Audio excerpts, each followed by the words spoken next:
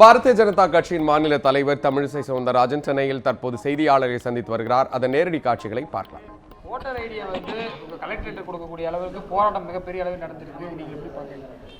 நிச்சயமாக அவர்களின் மன வருத்தத்தில் நியாயம் இருக்கிறது.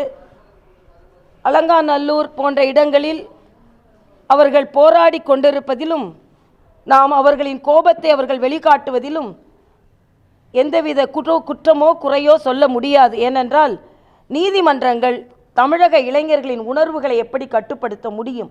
ஆனாலும் உண்மையிலேயே மத்திய அரசு அவர்களுக்கு உதவ வேண்டும். அவர்களின் உணர்வுகளை புரிந்து கொண்டுதான் அவசர ஆணை ஒன்றை பிறப்பித்தார்கள்.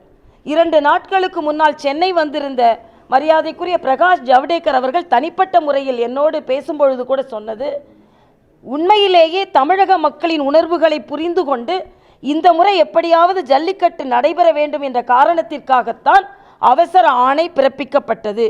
ஆனால் உச்சநீதிமன்றம் அதை தட்டி பறித்து கொண்டது. ஆனாலும் மத்திய அரசு சும்மா இருக்காது. வருங்காலத்தில் இந்த சட்ட சிக்கல்களை எல்லாம் சரி செய்து நிச்சயமாக ஜல்லிக்கட்டு கொண்டு வருவதற்கான அத்தனை முயற்சிகளையும் நாம் மேற்கொள்வோம். இதை எதிர்க்கட்சிகள் குற்றம் சாட்டுவதற்கு அவர்களுக்கு தார்மீக உரிமை இல்லை.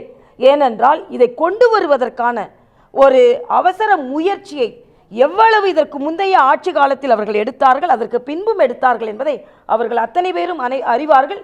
தமிழக பாரதிய ஜனதா கட்சி ஓராண்டு காலமாக இதற்கு முயற்சி செய்து நிச்சயம் ஜல்லிக்கட்டு கொண்டு வர வேண்டும் என்ற காரணத்தினால்தான் 2011 முந்தைய காங்கிரஸ் அரசு கொடுத்த அரசாணையை மாற்றி நாங்கள் பாதுகாப்பான ஒரு அரசாணையை மக்களுக்கு கொடுத்தோம்.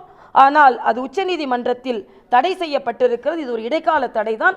எவ்வளவு சீக்கிரம் முயற்சி செய்து ஜல்லிக்கட்டை கொண்டு வர, நிரந்தர தடையை நீக்கி நிரந்தரமாக கொண்டு வருவதற்கான அத்தனை முயற்சிகளையும் மத்திய அரசு மேற்கொண்டு வருகிறது என்ற உறுதிப்பாட்டை நான் சொல்கிறேன்.